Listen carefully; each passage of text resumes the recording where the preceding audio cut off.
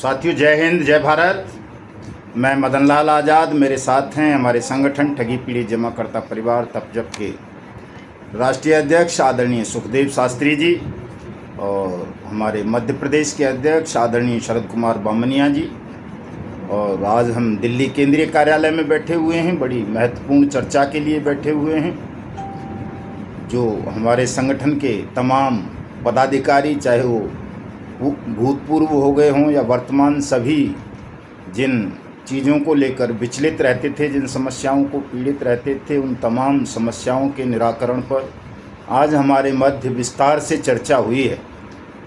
ठगी पीड़ितों की खबरें तो हम आए दिन बताते रहते हैं, किसी दिन दो बार बताते हैं, लेकिन आज के इस वीडियो संदेश में साथियों हम आपको ठगी मामलों की कोई खबर नहीं देंगे, बल्कि उस बुनियादी बात पर चर्चा करेंगे जिसके मार्फत आप सबका, यानी देश के 42 करोड़ ठगी पीड़ित जमाकर्ता परिवारों का भुगतान होना है।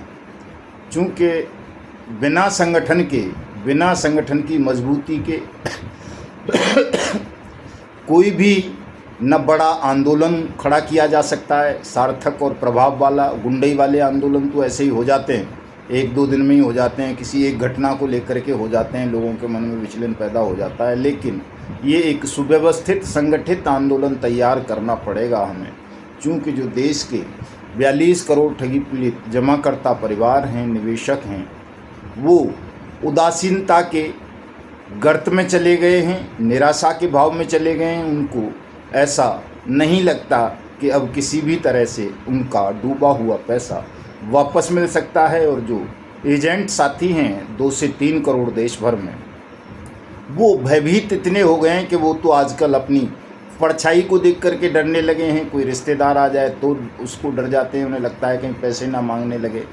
पुलिस का सिपाही या चौकीदार भी गांव में आ जाए या उनकी कॉलोनी में या घर की गलती से रास्ता पूछने के लिए घंटी दबा दे तो उन्हें लगता है कि मुझे पकड़ने आ गया, और उनकी श्वासें अटक जाती हैं। तो जो इतने डरे हुए हों, इतने भयभीत हों, ऐसे लोगों की लड़ाई लड़ना, उदासीनता के गर्त में चले गए लोगों की लड़ाई लड़ना एक बड़ा कठिन काम होता है साथियों। इसीलिए मैं हमेशा कहता हूं कि ये जो हमारी लड़ाई है, ये आज़ादी की लड़ाई से भी कहीं ज़्यादा कठिन है, सरल नहीं है। चूँकि आज़ादी दिलाने के लिए हम विदेशी शक्तियों से लड़े थे, और विदेशी शक्तियों से लड़ने के लिए चोर, डकैत, ईमानदार, बेईमान, जमाखोर, हरामखोर, मुनाफाखोर, हिंदू, मुस्लिम, सिख, ईसाई, दक्षिण भाषी, हिंदी भाषी, मलयाली, तेलुगु, और लेना देना लटर पटर, मतलब जो कुछ भी था वो सब एकजुट हो गया था। चूँकि वहाँ आपको विदेशी ताकतों से लड़ना था, राष्ट्र को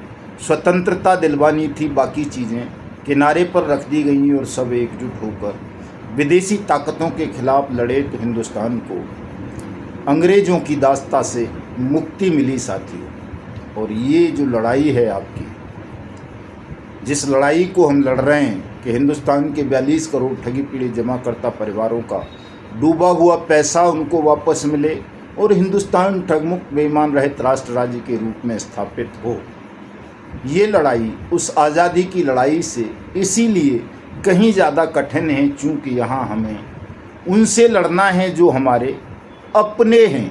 और अपनों से लड़ने में तो देखा होगा आपने, अर्जुन के भी हाथ कांप गए थे, बार बार रोने लगा था, धनुष हाथ से छूट जाता था, कांपता था पूरा शरीर। तो बड़ी मुश्किलों से उसे भगवान श्री कृष्ण ने तैयार किया कि ये जो तेरे सामने खड़े हैं ये तेरे अपने नहीं हैं, बल्कि ये सत्य के, न्याय के, धर्म के दुश्मन हैं, अधर्म के पक्ष में खड़े हैं। इसलिए इन सब से लड़ना भी तेरा कर्तव्य है। धर्म की पुकार है, जीत होगी या हार होगी ये बाद की बात है, लेकिन पहले लड़ने का हौसला तैयार कर, लड़ने का साहस कर और इनसे लड़। और ये सब मरे मराए लोग हैं, तू तो केवल निमित्त मात्र बन जा। निश्चित रूप से इस दिमाग, अपने मन से इस ख्याल को निकाल दे कि कौन जीतेगा कौन हारेगा। जैसा मैं कहता हूँ वैसा कर, मेरे बताए मार्ग पर चल, तो निश्चित रूप से मैं तुझे विजेता बनाऊंगा, सफल बनाऊंगा। तो साथियों, जब अर्जुन जैसे महायोद्धा की हाथ कांपने लगे थे अपनों से लड़ने में, उसके हाथ से हथियार छूट गए थे, तो आप और हम तो सब लगभग सामान्य लोग हैं। ऐसे दौर में जी रहे हैं कि सामान्य ना भी हों तो भी सामान्य ही जीवन जीना पड़ेगा। ये जितने भी ठग हैं हमारे अपने हैं, चाहे वो PACL का मालिक निर्मल सिंह भंगू हो, सहारा वाले स्वप्ना राय, सुब्रत राय, OP श्रीवास्तव हों, टोगो वाला गुर्दाचोर PPS सेठी हो, टोगो रिटेल मार्केटिंग वाला PPS सेठी हो, GCA वाला प्रीतम सिंह हो, बाइक बोट वाला संजय भाटी हो, या वो रोज वैली वाला कौन सा गौतम कुंडू है वो हो, या वो विश्वामित्र वाला मनोज चंद हो, या समृद्धा वाला वो भापड़ेकर हो, या वो साईं प्रसाद वाला हो, या और दूसरे जितने भी हैं, वो सब हमारे अपने देश के लोग हैं। और उनके ऊपर जो उनको ताकत देने वाले ऑफिसर्स हैं, बेईमान सिस्टम जिसको हम कहते हैं, वो भी सब देश के ही लोग हैं, हमारे ही देश के शासक हैं। तो हमें चाहे बेईमान सिस्टम से लड़ना हो, चाहे ठगों से, वो हमारे अपने हैं और उनसे लड़ने के लिए हमें बहुत भारी साहस की आवश्यकता होगी, निर्मोही होने की आवश्यकता होगी। क्योंकि यदि हम मोह में रहे तो निश्चित रूप से इन ठगों से और बेईमानों से लड़ नहीं पाएंगे और न इनसे अपना डूबा हुआ पैसा प्राप्त कर पाएंगे, न देश को इनके खूनी पंजों से मुक्त करवा सकेंगे। तो साथियों, आज हमने वो रणनीति, वो योजना तैयार कर ली है। हमारे राष्ट्रीय अध्यक्ष हमारे मध्य बैठे हुए हैं। हमने जो फैसला किया है, सबसे बड़ा फैसला तो यही है कि हम घर घर जा कर के, हमसे मेरा मतलब है हमारे साथ जितने भी लोग हैं वर्तमान में 100, 150, 200, 500, 1000 जो भी हैं, चाहे वो कोई हमारे प्रदेश अध्यक्ष हैं, जिला अध्यक्ष हैं, तहसील अध्यक्ष हैं, मंडल अध्यक्ष हैं, या कोई और पदाधिकारी हैं, या केंद्रीय कार्यकारिणी के लोग हैं, सब दिन रात एक करके मेहनत करेंगे और संगठन की सदस्यता को बढ़ाएंगे, लाखों लोगों को संगठन में जोड़ेंगे और 31 जुलाई से पहले जोड़ेंगे, ताकि 31 जुलाई को हम एक भव्य और दिव्य कार्यक्रम राजधानी दिल्ली में आयोजित करें, जिसमें आने वाली नई सरकार को भी सादर आमंत्रित ही नहीं किया जाए, बल्कि उनको बुलाया जाए। क्योंकि जब आप 1 लाख लोग रजिस्टर्ड मेंबर हो जाएंगे तो निश्चित रूप से कोई भी, चाहे वो प्रधानमंत्री हो, राष्ट्रपति हो, कोई भी हो, आपके सेमिनार में, आपके सम्मेलन में आएगा। क्योंकि आप कोई आंदोलन सरकार के खिलाफ करने नहीं जाएंगे, बल्कि देश की एक बड़ी समस्या, गंभीर बीमारी, ठगी पीड़ितों का भुगतान को लेकर के आप सरकार के पास जाएंगे और सरकार को ठगी पीड़ितों के मध्य बुलाएंगे। तो निश्चित रूप से अब सरकार आपके मध्य आएगी, आपसे वार्ता करेगी। तो उसकी तैयारी करनी है। 1 लाख सदस्य बनाने हैं। हर ज़िले में, तहसील में, हर प्रांत में हमें कार्यकारिणी तैयार करनी है। उस कार्यकारिणी में अध्यक्ष के अलावा 2 कम से कम उपाध्यक्ष, 2 महासचिव और 1 कोषाध्यक्ष और कुछ कार्यकारिणी मेंबर, सचिव, सलाहकार वगैरह ज़रूर रखने हैं। कोषाध्यक्ष, कोषाध्यक्ष, महासचिव के अलावा जो ज़रूरी पद होगा वो एक विधिक सलाहकार का और होगा। हर कार्यकारिणी में हमारी में एक वकील साहब को ज़रूर रखा जाएगा, ताकि आवश्यकता पड़ने पर उनसे विधिक सलाह ली जा सके और आवश्यकता पड़ने पर भुगतान की गारंटी के अधिकार अनियमित जमा योजनाएं पाबंदी कानून 2019 के अंतर्गत ठगी पीड़ितों के इंडिविजुअल इस्तगासे यानी आवेदन, क्लेम उनके माध्यम से दाखिल करवाए जा सकें। चूँकि बहुत सारे निवेशक, बहुत सारे एजेंट साथी ऐसे भी हैं जिन्होंने करोड़ों करोड़ रुपए का निवेश भिन्न भिन्न ठग कंपनी में कर रखा है। ख़ास तौर से आदर्श और सहारा की बात करें और PACL की, तो इनमें जो FD का खेल था उसमें रिटायर्ड वेतनभोगी कर्मचारियों ने, ऑफिसर्स ने, मैनेजर्स ने बहुत मोटा अमाउंट निवेशित किया है। तो ऐसे साथियों के इंडिविजुअल केस फाइल करने के लिए हमारी हर जिला कार्यकारिणी के पास एक काबिल वकील ज़रूर होना चाहिए साथियों। तो इस बात का विशेष ध्यान रखेंगे आप सब। दूसरा, उत्तराखंड के टिहरी में। अभी डेट फिक्स नहीं हम कर रहे हैं, कल तक हो जाएगी, संभवतः 12 जून रहेगी। शास्त्री जी का आदेश ऐसा है कि जितने भी हमारे प्रादेशिक अध्यक्ष हैं, प्रदेश अध्यक्ष, उन सब को एक बार एक जगह बुला लिया जाए। चूँकि गर्मी का मौसम है, बहुत भयावह गर्मी पड़ रही है साथियों, तो टिहरी थोड़ा ठंडा इलाका है। और जो हमारे वहाँ के जिला अध्यक्ष हैं, कोर कमेटी के मेंबर भी हैं, भाई हीरालाल राणा साहब, उनसे बात हो गई है। उन्होंने कह दिया है शहर्स की जी कोई बात नहीं, मैं तमाम व्यवस्थाएं कर लूँगा, आप कार्यक्रम तय कर दीजिए। तो तमाम हमारे जितने भी ठगी पीड़ित जमाकर्ता परिवार के प्रदेश अध्यक्ष हैं, वो सब टिहरी आने के लिए तैयार रहें। कल तक आपको डेट क्लियर कर दी जाएगी, या हो सकता है आज शाम को ही मैं ऑडियो मैसेज के माध्यम से या रिटन मैसेज के माध्यम से आप सबको वो डेट क्लियर कर दूं। तो सब साथी, चूँकि ठंडा मौसम रहेगा, टिहरी तो बड़ा पर्यटक केंद्र भी है बड़ा देश का, वहाँ आने का और जो है आपको सुअवसर मिलेगा। वैसे आ भी नहीं पाते, तो इसी बहाने तमाम साथी आ जाएंगे। और ठंडे मौसम में ठंडे दिल दिमाग से हम तमाम प्रदेश अध्यक्षों के साथ बैठकर और प्रदेश प्रभारियों के साथ बैठकर, प्रदेश संयोजकों के साथ बैठकर और अपने नेशनल टीम के वरिष्ठ साथियों के साथ बैठकर वहाँ एक सुदृढ़ योजना तैयार कर लेंगे कि कैसे हमें देश में संगठन का विस्तार करना है, संगठन को मजबूत करना है, और कैसे उस संगठन के माध्यम से देश के 42 करोड़ ठगी पीड़ित जमाकर्ता परिवारों का भुगतान करवाना है साथियों। इसी सिलसिले में हमारे पूर्व राष्ट्रीय अध्यक्ष आदरणीय सूरजदीन विश्वकर्मा जी ने 9 जून को अपने जनपद फतेहपुर में एक मीटिंग रखी है। उसमें भी आप सबको जाना है, मैं भी जाऊंगा, संभवतः शास्त्री जी भी 9 जून को फतेहपुर रहेंगे और साथी भी आ रहे हैं। कई साथियों से मेरी चर्चा होती रहती है। इसके अलावा आज रात को हम मध्य प्रदेश के छतरपुर निकल जाएंगे साथियों।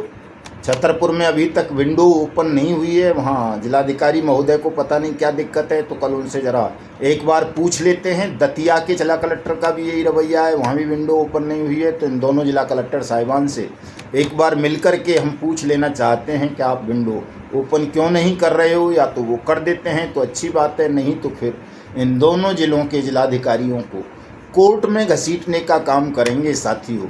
और कल छतरपुर रहेंगे, परसों दतिया आ जाएंगे, और उसके बाद मतलब 28 को छतरपुर, 29 को दतिया और 30 को राजस्थान के दौसा जिले की लालसोट तहसील है, वहाँ पर आदरणीय मूलचंद साहेब और आदरणीय सोनपाल मरमिट साहब के सानिध्य में पहले सभा होगी लालसोट में, और लालसोट से फिर हम दौसा के कलेक्टर साहब को भी जाकर के मिलेंगे। चूँकि उन्होंने 4000 से ज़्यादा आवेदन वहाँ बर्ड्स एक्ट के अंतर्गत लिए हैं, लेकिन उन पर अभी तक कोई प्रोसेस शुरू नहीं किया है। वो कलेक्टर साहब से मिलके वो प्रोसेस शुरू करवाएंगे 30 मई को साथियों। तो ये 3 दिन का कार्यक्रम है हमारा मिशन भुगतान भारत यात्रा कार्यक्रम के अंतर्गत। इसमें मैं तमाम साथियों का आह्वान करूंगा कि जो भी छतरपुर के आसपास के हों वो छतरपुर आ जाएं, जो दतिया के आसपास के हों वो दतिया आ जाएं, और जो लालसोट दौसा के आसपास के हों वो लालसोट दौसा आ जाएं। और इसी बीच शायद 29 की रात को हम सबलगढ़ भी रहेंगे, मुरैना भी, तो वहाँ भी साथियों से चर्चा करेंगे। सभी से आप सबका वहाँ भी स्वागत है साथियों। और साथ साथ मैं एक चीज़ का खुलासा और कर देना चाहता हूँ आपको इसी वीडियो में, चूँकि पूरा संगठन पर ही बनाना है। अभी मेरे पास 7 मिनट हैं लगभग।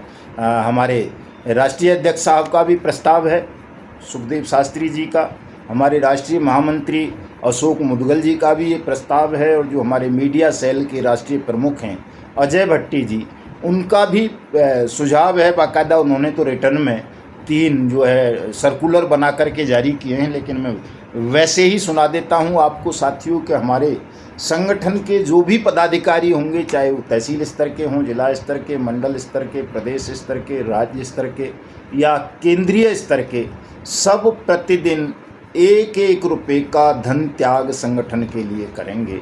और उस 1 रुपये को या तो साल भर इकट्ठे कर लो या महीने भर इकट्ठा कर लो, और उसे संगठन पर खर्च करेंगे, संगठन के कार्य पर खर्चा करेंगे। यानी 365 रुपये का खर्चा सालाना प्रत्येक पदाधिकारी को संगठन पर करना होगा।